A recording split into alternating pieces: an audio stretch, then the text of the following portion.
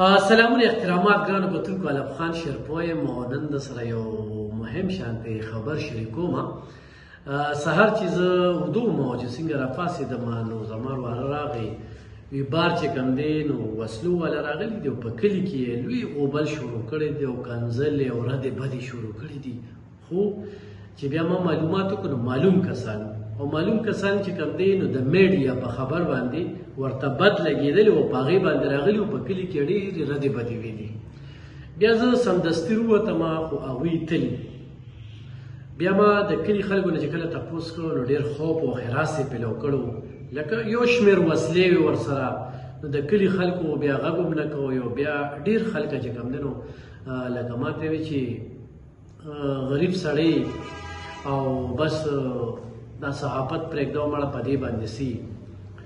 نو الحمدلله موږ صحافت کړی دی او په ډانګ پیلل یې کړی دی او بیا یې هم کوو. وي چې غریب شو نو ویدله چا کړی که نه نو بزدلي راکې نشته نو د بزدلۍ صحافت هم کړی دی. نو د ملک د غدارانو په ضد باندې او دغه شانتې د ایسپروشو سودخورو قبضه مافیا خلاف زما جنګ چې کوم دی نو هغه روان دی. هغه د سوشل میډیا د لارې خو هم د ټي وي د لارې خو هم د ریډیو د لارې خو هم. نو دغه معلوم کسانو خو دې وخت کې زمونږ داسې صحافیان ملګري چې تنګي سیمې سره تعلق ساتي هغوی سره به رابطې کړي دي او بیا د هغې نه پس چې کوم دی نو هغوی زما سره رابطې وکړلې چې ته په دې عقله باندې په سوشل میډیا یا په دغه باندې سم وایه.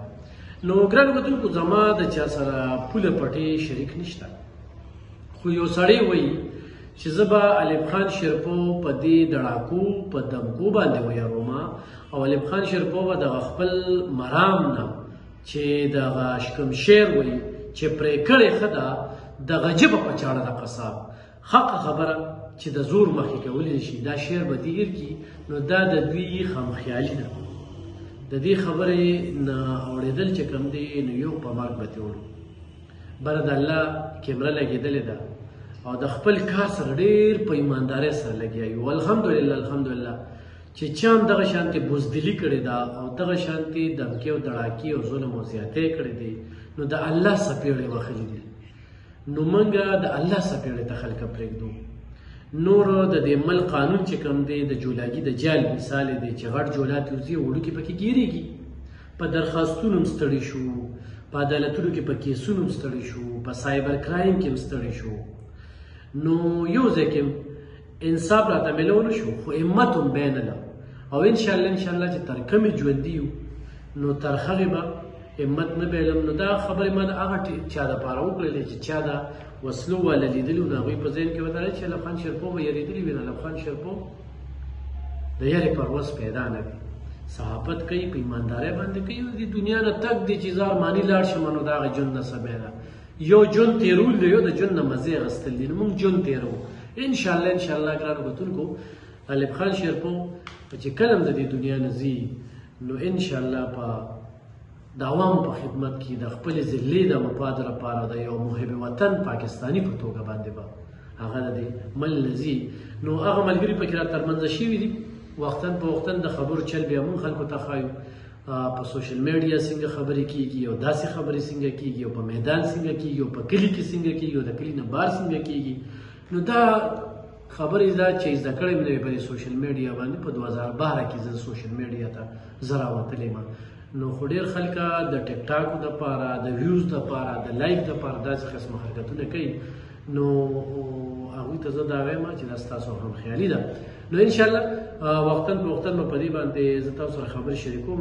خو دا مې راته صرف د نننۍ ورځې یو واقعه ښودله داسې د روزاني حسابه سره داسې واقعیت ما یې ته راځي خو نه یې ریپورټ کوو. خو نن جون کې په کلي باندې راله او د کلي خلکو مونږ سره یو مینه ده یو تعلق هم دی الحمدلله په خپل کلي کې خدمت کوو. مونږ سره یو مینه ده یو تعلق هم دی الحمدلله په خپل کلي کې خدمت کوو مرسته کوو. نو ډېرو خلکو کې خوف او خیرات چې ډېره زیاته وسله راوړې وه که نه راغلي او ډېرې زیاتې ردې بدې ډېر زیات کنځلې ډېر عجیبه شانتې هغه خبرې وکړې هغه پل مپل یې وکړل او لاړ. نو انشاءالله مخکې څه کېږي بیا به زه تاسو سره شریکوم. خپلو صحافیان وروڼو ته مې دا خبره مخې ته ایښودلې ده انتظامي ته مې مخې ته ایښودلې ده. دې وخت کې زه انتظامي نه مطمئن یم خپل صحافیان نه مطمئن یم هو زه الله ته پرېږدم داسې خلک او الحمدلله ډېر داسې زر ته مثالونه ښودی شم چې ما سره ظلم او زیاتې کړي د خدای پاک انجام ته رسولي دي. نو ظلم چې کوم دی دا کله هم نه پټېږي. دا څو خبرې مې شریکولې